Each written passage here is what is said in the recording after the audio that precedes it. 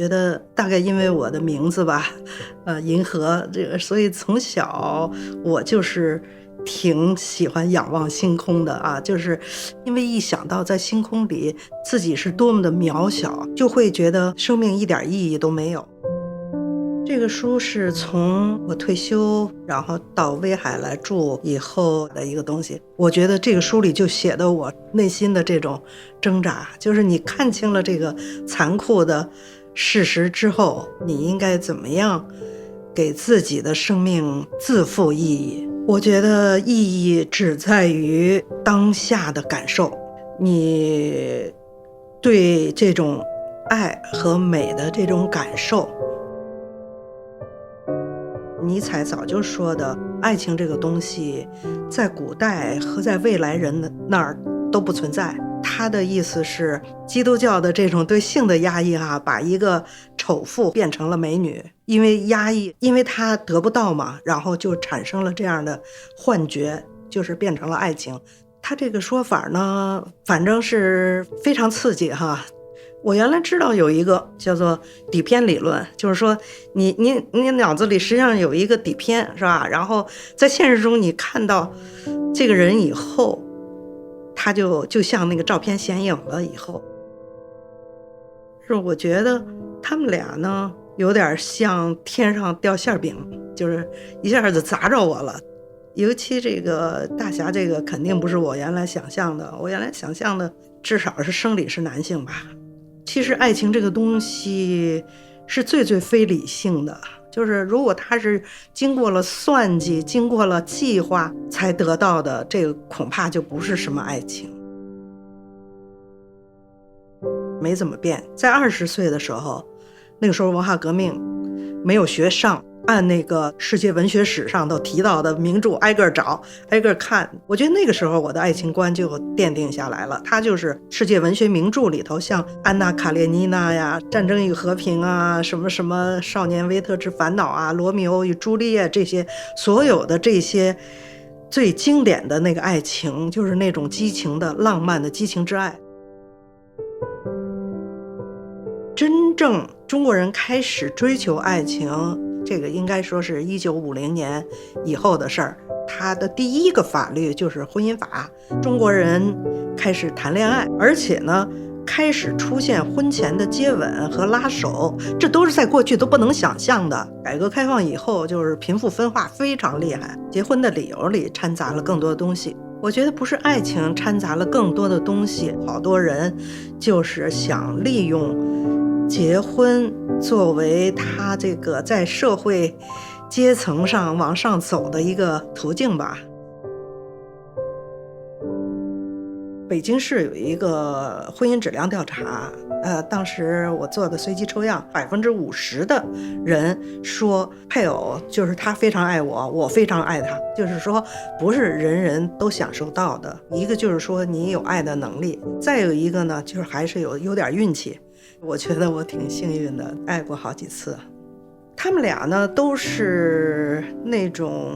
他们爱我多一些，我爱他们少一些的这种情况。在这之前呢，我有一个初恋，那个是我爱他多一些，他不怎么爱我，就这样。爱情不管发生在什么人之间不管是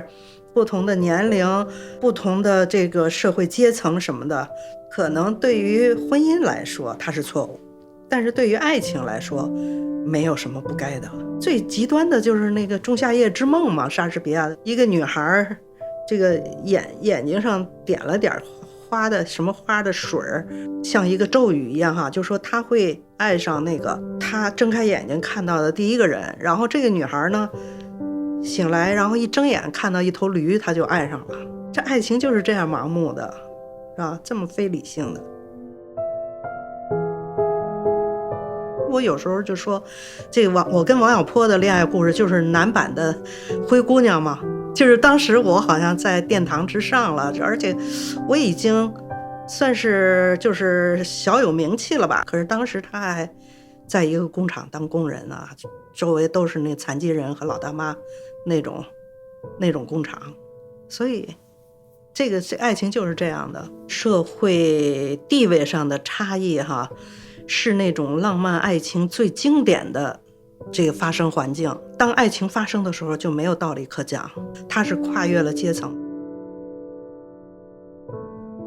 像西欧、北美啊，好多国家这个独居人口都超过一半都不进入婚姻了，是吧？那么将来这个婚姻，在我看来倒不一定就是完全取消啊，但是它会特别多元化。它可以有那种远距离的遥控的呀，或者是两个人就互相视频发生这种爱，在这种艾滋病时代的一个最干净的、最安全的性。完全没有身体接触的，但是同样可以达到这个快感。说在2050年的时候，可能性爱机器人会取代所有的人类做爱的50%。现在这个适龄的男人已经多出了3-4千万。要是性爱机器人或者虚拟性爱能解决一部分问题的话，这个也不失为一个出路。咱们中国的已经生产出来了，才2万多块钱，所以我觉得很快哈，这个买一个性爱机器人就应该像买一个家用电器一样的那么容易了，就是一般的人都负担得起了。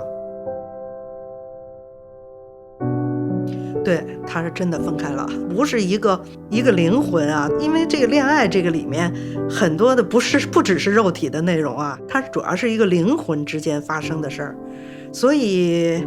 这个性爱机器人它再发达，人还是要去跟真人恋爱。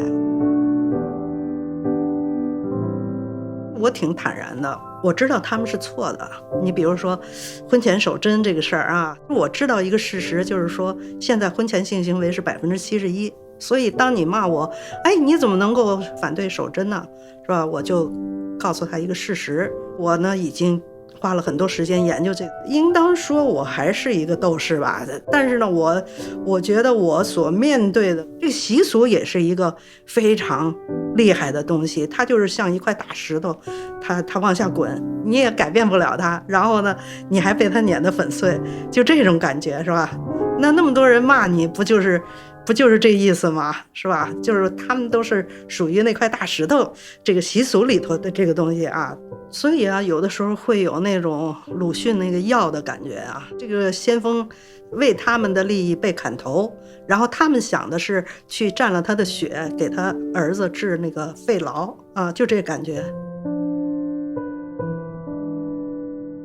其实我有的时候不怎么多想年龄这件事儿，